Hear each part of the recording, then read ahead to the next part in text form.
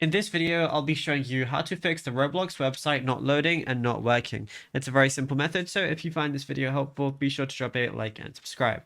Now, the Roblox website failing to load is often caused by a conflict with different settings or a specific third-party software interference.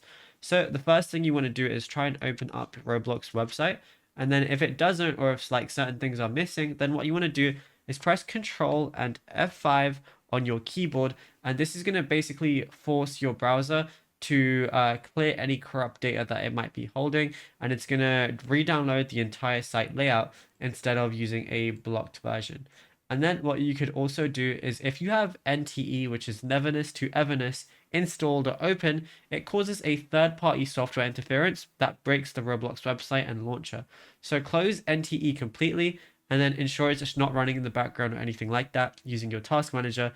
Then restart your PC, then try and open up the Roblox website, and then you should be good to go. Now, what you want to do is also clear site-specific cookies. Don't clear your entire browser history, only target Roblox to avoid being logged out of everything else.